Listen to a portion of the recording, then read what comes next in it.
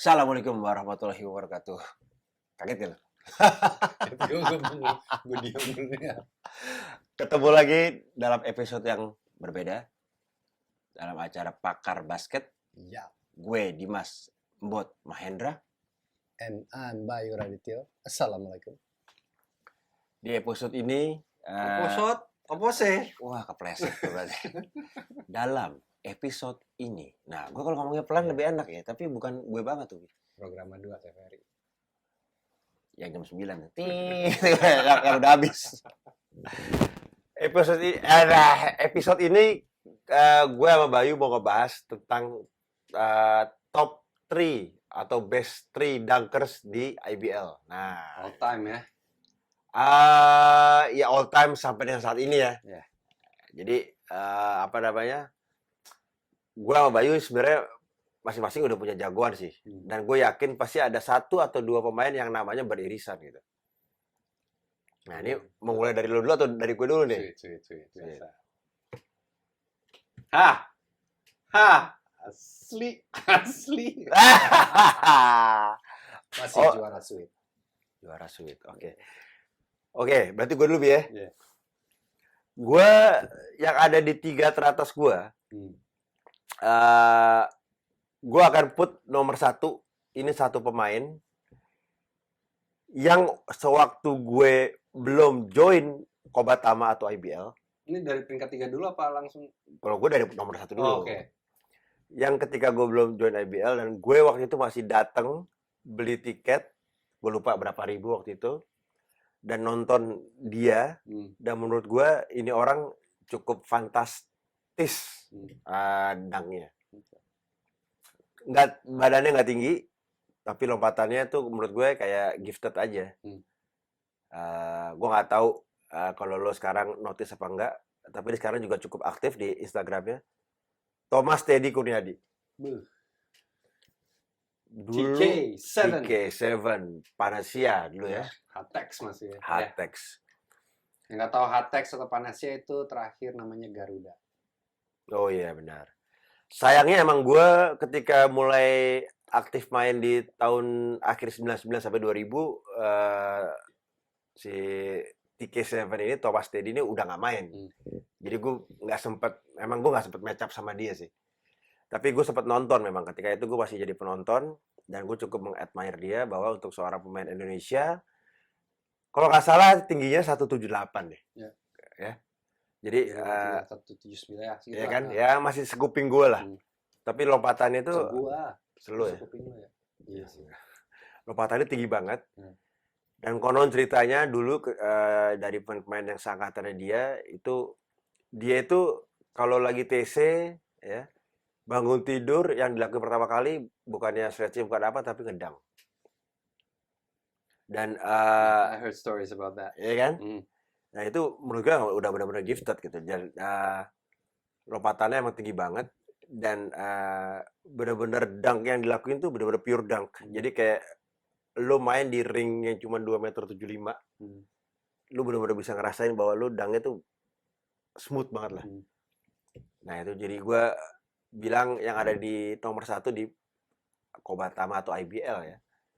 Kalau kita gabungin, nomor 1 gue akan taruh all time itu Thomas Teddy Kurniadi. 2, 3 ya? Nomor 2 itu gue pilih mungkin teammate gue dulu. Namanya Suwandi Menara. Inyoman Suwandi Menara. 198. Tapi emang specialty dia tuh dangnya model apa sih, dia bukan vertikal tinggi tapi jauh. Jadi dulu kalau setiap kali ada dunk contest di IBL atau Kobatama, selalu dunk terakhir itu lompat dari maju sedikit dari garis free throw. Yang akhirnya biasanya dia emang langganan juara sih dunk contest tuh. Itu jadi menurut gua badannya emang ideal banget. 198, nggak banyak pemain Indonesia dengan tinggi segitu. Terus punya ability dunk-nya juga tinggi menurut gue, Bi. Jadi he deserve to sit at the second position all time di IBL Best Dunkers. Sweet. Suwandi Menara. Nah, nomor 3, Mhm. eh gue nggak tahu apakah banyak orang tahu figur si pemain ini nih. Hmm. Pemain asal Bhinneka Solo. Oh, gue mulai inget nama panjangnya. Nah. Sandi Salomo. Sandi Salomo. Miring-miring gini. Miring-miring kalau ngedang. Itu juga badannya mungkin nggak nyampe 190-an ya. Ya, Jadi ya. Ya, he's satu about lah. 87, 88. Iya, Hmm. ya sebatam ya Hmm. segitu ya. Tapi emang andalan dia, seingat gue dulu tuh dia back slam. Hmm.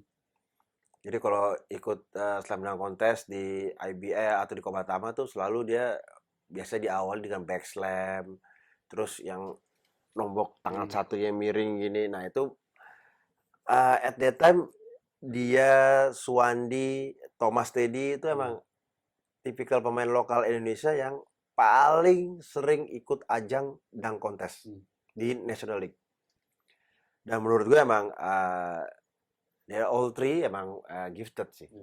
Jadi itu yang ada di top 3 list gue gitu. Nah, kalau mungkin lu ragu atau apa, coba bisa di browsing di YouTube ya.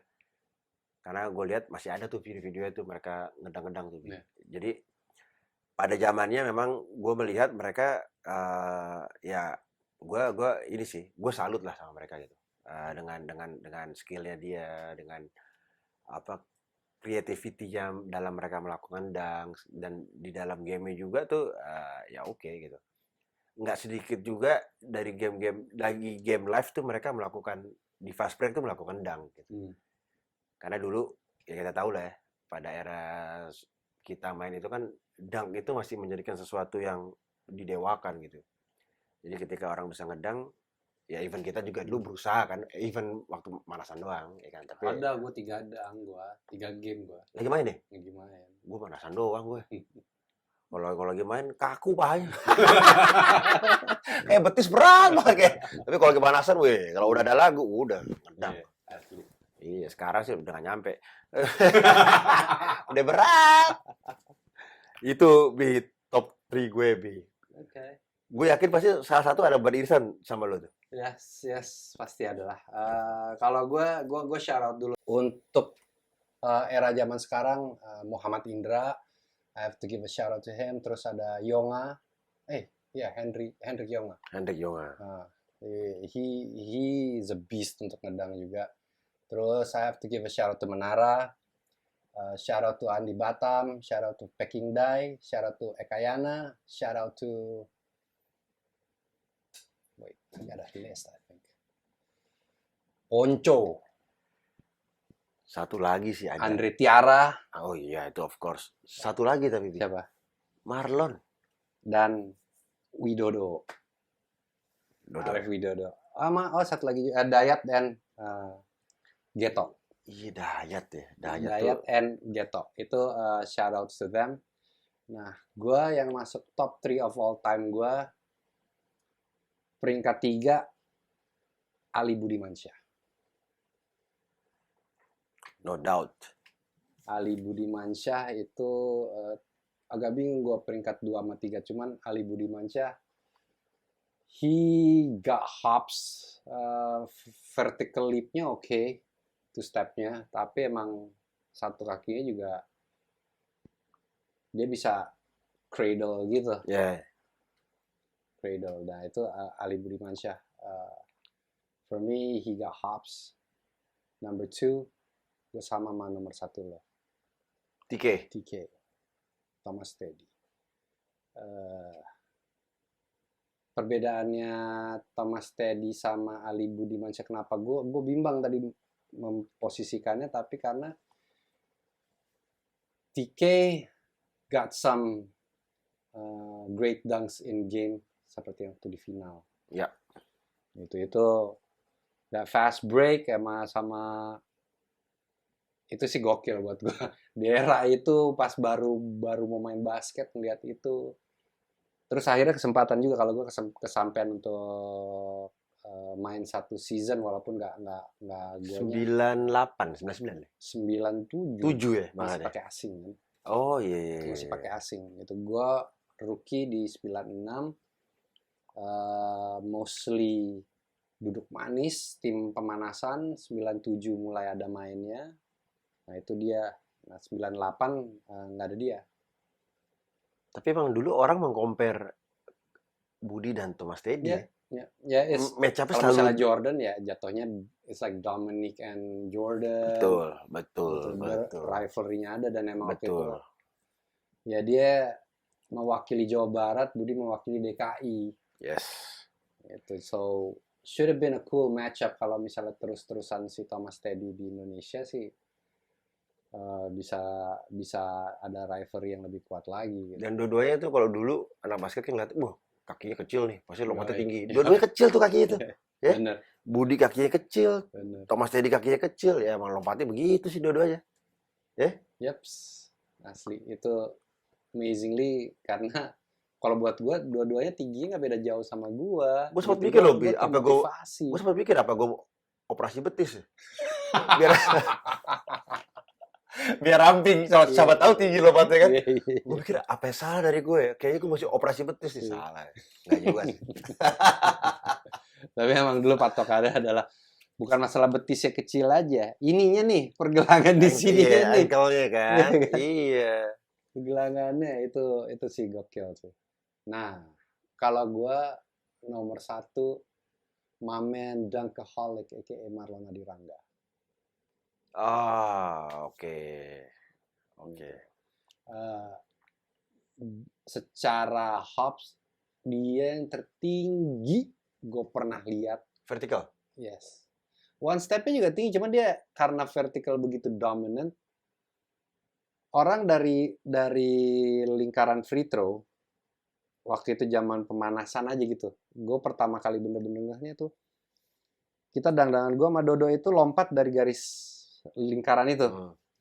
One handed jam, satu tangan mainnya 1 feet. Dia vertikal. Ya wajar tinggi. Dibuktikan lagi habis itu dari posisi yang sama dia back slam. Iya, dia tuh sama. Menurut gue ciri khasnya dia tuh back slam-nya dia kalau Marlon tuh seingat gue. Karena kan gue sama Marlon pernah main di Popsi waktu itu kan. Dan waktu itu ya di Popsi abis lah dia sama Andre Tiara tuh udah jedar udah kayak main gendang tuh dang udah kayak luar biasa gitu. Jadi gue masih ingat tapi dia tuh emang ciri khasnya back slam-nya dia tuh emang khas banget yang kalau ngedang tuh pasti kakinya selalu kayak nge-cross kayak nyilang gitu. Jadi kalau di foto stylenya ada lah. Kalau di foto jadinya keren gitu. Dan kan? slow motion apalagi padahal lo merahnya. Nah, betul. Dan dia itu paling nggak mau ikut slam dunk contest. Dia bilang my dunks are for game. Dan emang dibuktiin di game-game dia ngedang. Itu paling sering gue ngeliat dia ngomong gitu ya? Iya. Disuruh ikut slam dunk contest nggak? Gue game aja. Sama kayak gue Masa dong? Waktu itu kita disuruh ikut dunk contest gue nggak mau, gue bilang. Iya, benar. Tapi untuk pemanasan doang gitu. Emang nggak bisa kan, cuy. Jadi waktu itu slam dunk contest di kota mana ya? Lupa gue. Malang kalau nggak salah. Yang juara tuh Agus Sumantrio, shout out tuh Agus Sumantrio. Oh iya. IM ya? Marlon nggak mau ikut. Nggak mau ikut slam dunk contest. Akhirnya ikut point guard gue. Jali.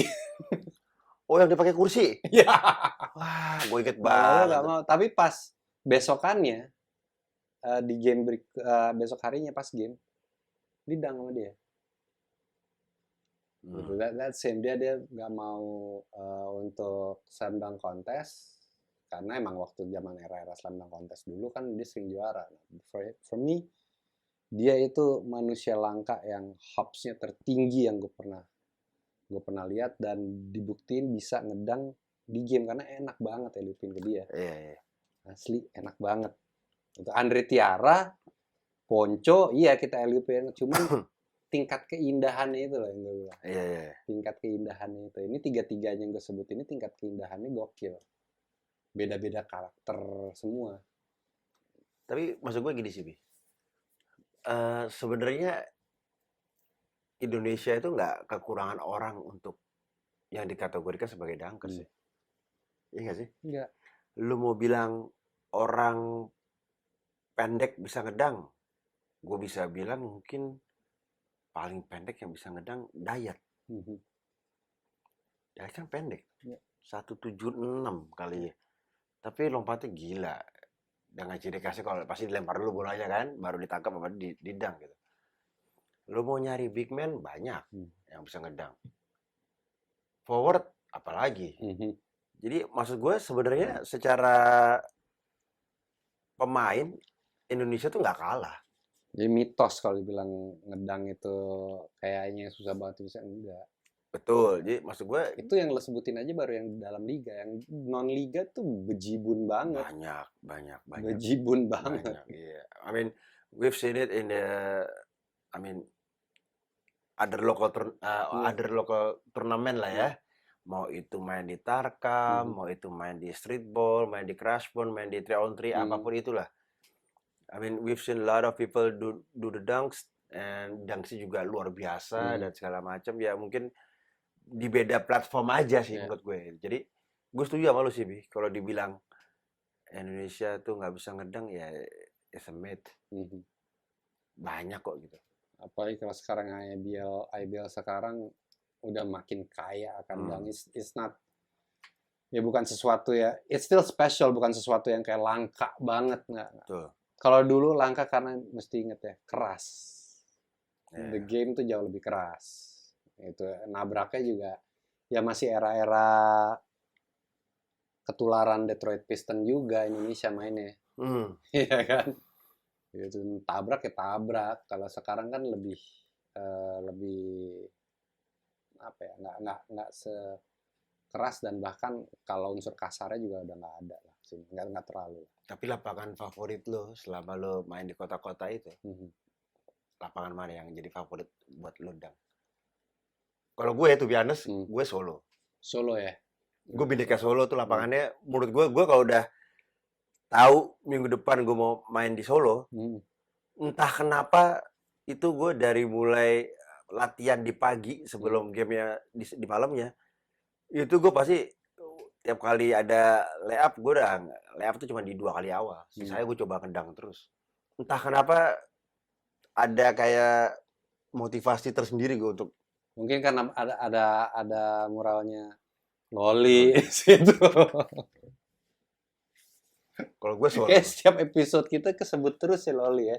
Nanti pas kini udah selesai pandemi, Kita undang kali kita Loli ya. undang pas kita udah mulai lagi format dengan bintang tamu, Loli kita samperin lah Harus di sawah manapun. one of the Indonesian legends sih menurut gue tuh. Yes. Loli. Yeah? Yes. One of the best player. Rainbow, one of the best player. Lalu ini kalau lapangan di Kertajaya gua CLS. Oh Surabaya ya. Lu Surabaya ya. Itu nggak tahu gua di situ tuh dapetin, tapi ya banyak juga ya lapangan-lapangan lain kayak di dulu ada Bima Sakti, lapangan Nico Steel punya lapangan gitu. Itu banyak sejarahnya juga, 2 lapangan itulah buat gue yang gue setiap main pasti di situ keluar banget, nggak tahu kenapa. Kalau Bandung sih menurut gue Bandung Pajajaran pecah lah, terus semua everybody Nggak, everybody wants to play there. Kita bicara Citra Arena tuh. Citra Arena kan udah tes baru kan. Jadi mungkin ya gue nggak tahu sih, lapangannya sih enak banget. Dan Bandung as always lah. Itu selalu apa sih, lapangan enak buat salah satu kota yang enak buat dimainin kalau menurut gue. Tapi kalau lapangan buat didang, gue one of my favorites tetap lapangan Bhinneka Solo. Bhinneka Solo ya. Terbaik kalau menurut gue. Saya ada nggak lapangannya? Kayaknya ada deh. West Bandit sekarang sana ya. Maksudnya udah menjadi pindah jadi home base ini sana kan. Gue masih ada harusnya lapangannya. We just have to check later on. Seru juga tuh kalau kita jalan-jalan tuh. Yang pasti doain aja pandemi selesai, kita keliling ya nggak? Kita kelilingin Dan on court and off court bersama legend-legendnya. dan gue punya mimpi tuh, datengin Bali dan gue ketemu sama pemain-pemainnya semua IBL tuh pernah yang dari Bali. Cokorda Brothers, Suwandi Menara, ya kan, Rico Rico Antono, Antono, who else? Tri, Tri Adiana Adiloka, itu dia tuh salah satu pemain favorit gue ketika gue belajar defense tuh udah. Loli, Oh iya. Imade. Gue rasa Bali kalau waktu itu bikin klub IBL, Asli, wah asli. gila itu. Itu gila itu. Ya, isi pemain jadi semua loh. Pecah itu main-mainnya Iya. begitu semua. Ada juga pemain, ada Ivan Andi Dharma, ada Hendra. Wah gila itu pemain Bali tuh udah. Hendra. Ada dulu main di Aspak juga. Ah, Power forward. Hendra siapa gue lupa namanya, tapi itu juga lumayan bagus tuh. Jadi Bali juga oke juga, gudangnya juga tuh main basket tuh. mudah-mudahan tetap turun ya. Menurun sekarang. Mudah-mudahan. Penerusnya ada deh kalau nggak salah. IBL di Bali. I think so. Tapi liganya belum ada main di Bali kan? Liga ada kan sekarang? Main di Bali nggak ada kan? Belum. Belum kan kan? kalau sekarang nggak. Kan tapi kan sekarang udah ada tim kan Bali. Oh iya, tapi makanya. Padahal kalau dulu kita liga ada main di Bali, wah happy banget tuh. Main seminggu kita bisa stay 2 minggu tuh. Pernah main di Bali, pernah. Eksibisi tapi Iya. kan cuma Tour, turnamen. All Star Tour. Iya, All Star Tour. Turnamennya cuma 2 game. Itu aja 2 game 3 hari. Di Bali seminggu. Iya kan? Panjang. Kalau biasanya mau turnamen, gue berangkatnya mepet deh. Ini kita berangkat duluan kalau Bali. Stay lagi. Stay kalau perlu. The City of God, man. Bali. Gokil. Alright, that's our top 3 of all time dunkers. Kalian siapa aja? Silahkan ditulis. And we'll see you on the next episode. Gua Bayu Radityo. Gue Dimas M to the B to the O to the T. Mahendra. Assalamualaikum. Ciao. Tetet.